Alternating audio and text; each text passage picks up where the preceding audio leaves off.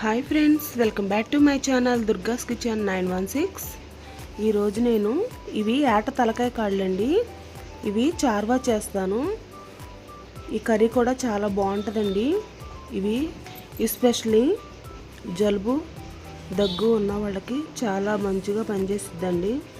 కఫం కూడా దిగిపోద్ది. చూడండి, ఇవి తలకాయ కాళ్ళండి. ఇవి చాలా అంటే చాలా నీట్గా కడుక్కోవాలి. చూడండి, ఇక్కడ నేను ఎలా కడిగాను, దాదాపు ఒక 5-6 సార్లైనా కడిగానండి. ఏదైనా సరే నీట్గా కడుక్కోవాలి. దీంట్లో కావాల్సిన పదార్థాలండి ఇవి. ఇదిగోండి, అల్లం కొంచెమే వేసుకోవాలి, ఎక్కువ వేసుకోకూడదండి.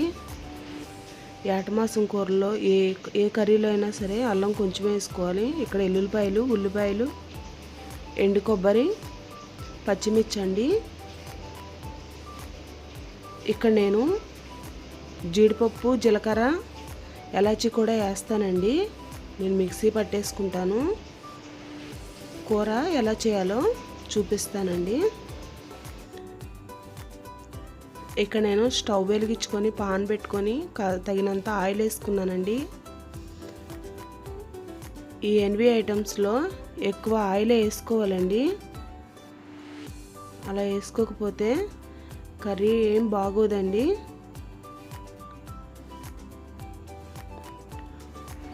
చూడండి, ఇక్కడ నేను కొంచెం ఎక్కువే తీసుకున్నాను ఆయిల్. ఇక్కడ నేను చిటికెడు పసుపు వేస్తున్నానండి. ఏ కర్రీలో అయినా సరే ఫస్ట్ ఎన్విలో పసుపు వేసుకోవాలండి. అప్పుడు నీసు వాసన అంటూ రాకుండా ఉంటుంది.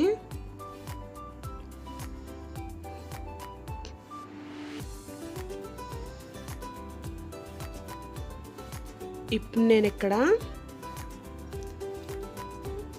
జీలకర్ర, అల్లం, వెల్లుల్లిపాయలు, ఉల్లిపాయలు, పచ్చిమిర్చి, ఎండు కొబ్బరి, జీడిపప్పు, ఎలాచి వేసుకున్నానండి. దీంట్లో నేను ఆ పేస్ట్ వేస్తున్నాను. ఇక్కడ మొత్తం వేయట్లేదండి. ఈ కర్రీ మా బాబు తినడు. వాడికి నేను విడిగా కోడిగుడ్ల కర్రీ చేస్తున్నానండి, అందుకే ఉంచేసాను. ఇదే బాగా యాగాలండి, అడుగు అంటకూడదు. ఏ కర్రీ అయినా సరే అడుగు అంటుకోకుండా ఉంటేనే బాగుంటుంది. అడుగంటిందంటే మనం ఎంత రుచికరంగా చేద్దామన్నా సరే కుదరదండి. ఇక ఆ మాడు వాసనే వచ్చేస్తుంది కర్రీ అంతా. చూడండి, ఇక్కడ ఇలా కలుపుతూనే ఉండాలి. లేదు మేము ఇలా కలపలేము అనుకుంటే ఉల్లిపాయ, పచ్చిమిరపకాయ సన్నగా తరిగేసుకొని, లేకపోతే ఉల్లిపాయ, పచ్చిమిరపకాయ, ఎల్లుల్లిపాయ, కొబ్బరి అవన్నీ వేసేసుకొని అల్లం వెల్లుల్లి పేస్ట్ మాత్రం లాస్ట్లో వేయండి. అప్పుడు ఇది మాడుకోకుండా ఉంటుంది. చూడండి, ఇక్కడ నేను అన్నీ కలిపి వేసుకున్నాను. కానీ మనం వేపుకునే దాన్ని బట్టి ఉంటుందండి. గరిటతో ఓకే గీకే మాకండి, ఎందుకంటే పాన్ కదా, అది కింద గీతలు పడిపోతాయి. చక్కగా చూడండి, ఇలా చేయండి. మామూలు కళాయిలో అయినా సరే గీకరం అవసరం లేదండి. బాగా ఇలా కొంచెం ఆయిల్ ఎక్కువ వేసుకొని చక్కగా ఇలా తిప్పుకుంటూ ఉంటే అస్సలకి మాడదండి, అడుగు అస్సలు అంటదు. ఇలా చిన్న చిన్న ఐటమ్స్ చక్కగా చేసుకోవాలండి. ఎంత పెద్ద కర్రీ అయినా సరే మనం ఈజీగా చేసేస్తాము. చూడండి, ఇలా బెజ్జాలు బెజ్జాలుగా రావాలి, అప్పుడు ఏగిపోయినట్టే కర్రీ. చూడండి, ఇక్కడ కొంచెం నాకు దగ్గర పడింది. ఇంకొంచెం ఇక్కడ ఏగిపోయిందండి. నేను ఇంకా ఈ ముక్కలు వేసేసుకుంటాను. చూడండి, ఇటు చూడండి ఒకసారి, అలాగా ఏగిపోవాలి. ఇక్కడ నేను ముక్కలు వేసేసుకుంటున్నాను. ఇలా వేసుకొని నేను ఉప్పు, కారం ఇప్పుడే వేసుకుంటానండి. ఎందుకంటే ముక్కకు పట్టాలి కదా. మనం ఉప్పు, కారం ఇప్పుడు వేసుకుంటాం వల్ల ఆ బోన్లోకి కూడా వెళ్ళి చాలా టేస్టీగా ఉంటుందండి. చూడండి, మీ టేస్ట్కి తగ్గట్టు వేసుకోండి సాల్ట్. ఇక్కడైతే నేను 2 స్పూన్ల వేసానండి. మీరు ఎంతైతే తింటారో అంత వేసుకోండి సాల్ట్. ఇక్కడ నేను ఒక గరిటె వేసానండి కారం. ఇది మేము ఇంట్లో చేసుకున్నదే, మా అత్తగారు చేసి పంపించారు మాకు.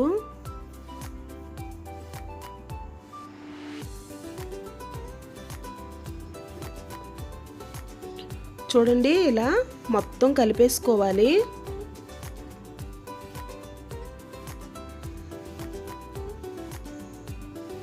ఇలా చక్కగా ప్రతి ముక్కకు కూడా పట్టేలా కలుపుకోవాలండి.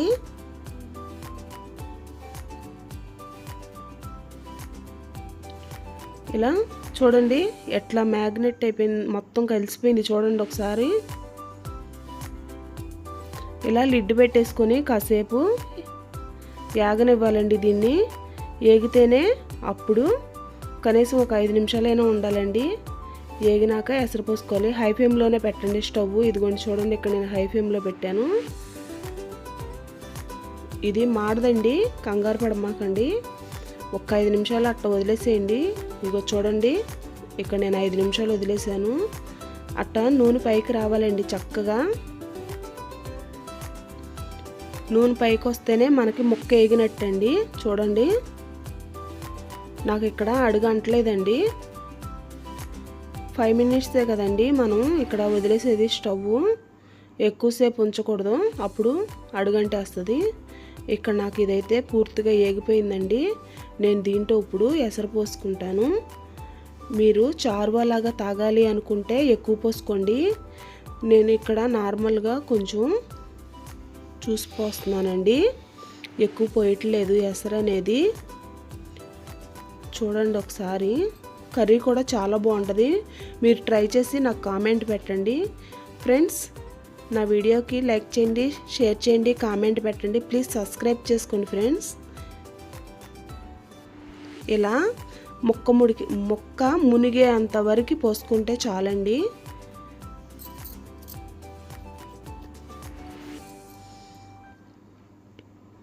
చూడండి ఇక్కడ నాకు మొక్క మునిగే అంతవరకు పోసుకున్నాను.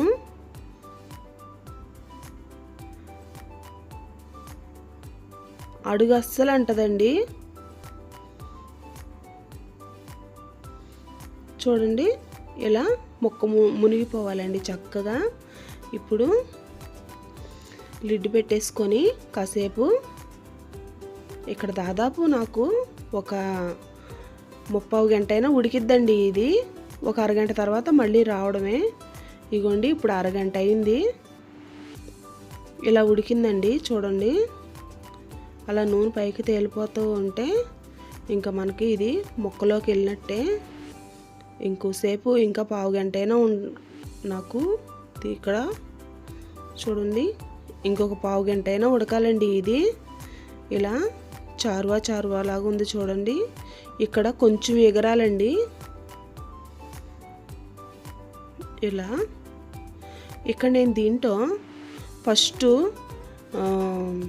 వేస్తారు కదండి, స్టార్ పువ్వు, ఎలాచి అవి వేస్తారు కదా. నేను దీంట్లో ఏనండి మసాలాలు వేసేసుకుంటాను. మళ్ళీ పలవా దినుసులు ఆకు అవన్నీ వేస్తారు కదండి, నేను దీంట్లో వేయను. నేను మసాలా ఎలా వేసేసుకుంటాను. నేను మీకు ఆ మసాలా కూడా పెడతానండి. నాకు కొంచెం టైం కుదరట్లేదు, లేకపోతే మీకు మసాలా కూడా పెట్టేదాన్నే. ఇది మెదడండి, మేక మెదడండి ఇది. దీన్ని కర్రీ అంతా అయిపోయినాక వేసుకోవాలండి. చాలా జాగ్రత్తగా వేసుకోవాలండి, లేకపోతే చితికిపోద్ది. ఇది చూసి వేసుకోండి. ఇలా ఇప్పుడు లిడ్ మూత పెట్టేసుకొని మగ్గనివ్వడమే. చూడండి దాదాపు నాకు ఇక్కడ ఒక 1/2 గంట అయినా పట్టిద్దండి. ఇది 1/2 గంట అయిపోయిందండి నాకు.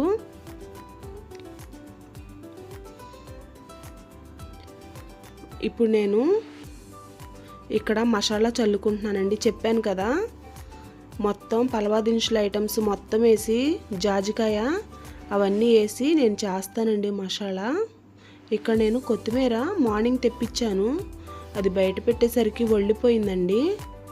ఫ్రెష్దే ఇది కొత్తిమీర, ఫ్రెష్దే వేసుకోండి ఫ్రెండ్స్. దీంట్లో మీరు కరివేపాకు మాత్రం వేయకూడదండి. ఎప్పుడూ కూడా ఎన్వీలో కరివేపాకు వేయకూడదండి, దాని టేస్ట్ పోద్ది. చూడండి.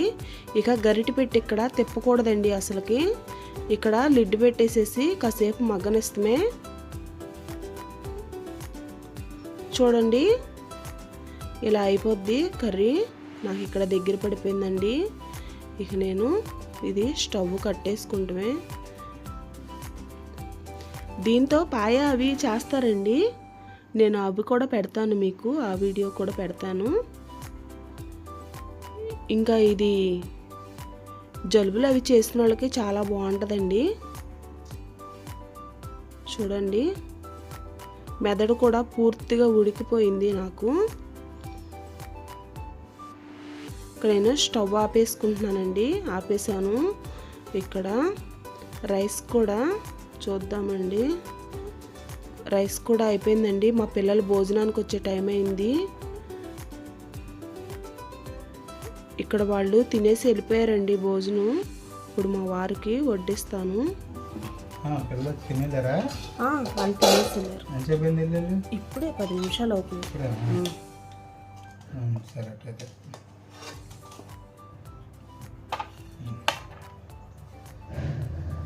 అన్నం కూడా బాగా వేడిగా ఇప్పుడే ఉండే. వాళ్ళు పాపం తినలేక వెళ్ళారు. వేడి వేడిగా పెట్టేసా. నేనే కలిపి పెట్టానులే. వేడి వేడిగా ఉంది కదా, పిల్లలు వేడి పట్టలేదు పాపం. తిన్నారు అట్లాగే. ఆ పక్కన బిల్డింగ్ వర్క్ జరుగుతుంది కదా, ఆ సౌండే బాగా ఇబ్బందిగా ఉంటుంది.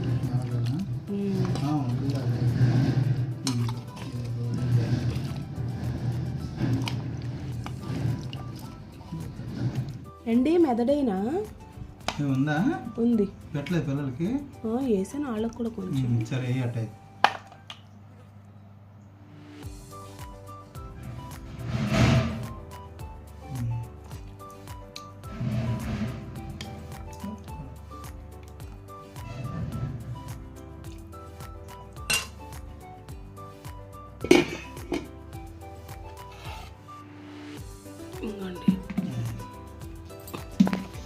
నువ్వే కలిపెట్టావా?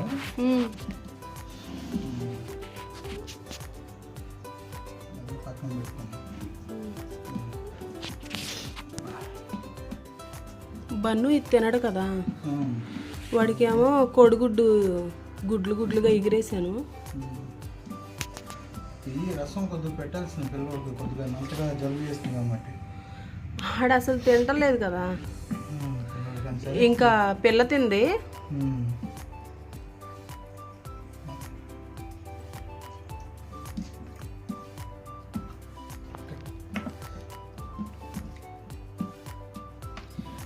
ఇదండి చాలామంది చింతపండు రసంతో చేస్తారు, కానీ ఇలాగే ఎగురెళ్ళే చేసుకోండి, చాలా బాగుంటుంది ఫ్రెండ్స్.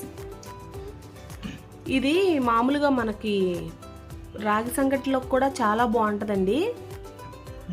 రాగి సంగటిలో నెంబర్ 1. రాగి సంగటి వేసి నెంబర్ 1.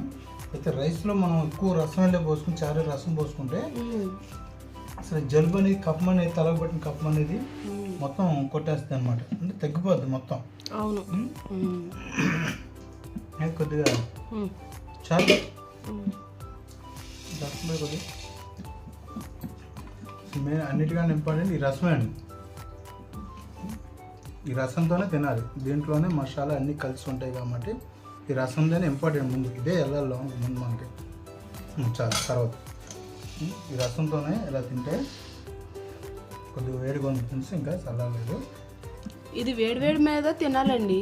వేడి మీద తింటే కానీ ఆ వేడి అనేది లోనకి దిగి మనకి గుండె కఫం అనేది కొట్టేస్తుంది. ముక్కులు కూడా చాలా ఫ్రీగా ఉండదు. ముందు జలుబు అనేది తగ్గిపోతుంది. దీంట్లో రైస్ తక్కువ, కర్రీ ఎక్కువ తినాలి. ముందు రసం అంటే గ్రేవ్ ఇలా తింటేనే బాగుంటుంది. ఓకే ఫ్రెండ్స్, ఇవాళ వీడియో అయితే ఇదండి. నా ఛానల్ని సబ్స్క్రైబ్ చేసుకోండి, లైక్ చేయండి, షేర్ చేయండి, కామెంట్ పెట్టండి. ప్లీజ్ సబ్స్క్రైబ్ చేసుకోండి ఫ్రెండ్స్. ఇలాంటి వీడియోస్ మరిన్ని తీస్తాను. ఓకే ఫ్రెండ్స్, బాయ్ చెప్పండి. Okay friends, bye. Bye friends.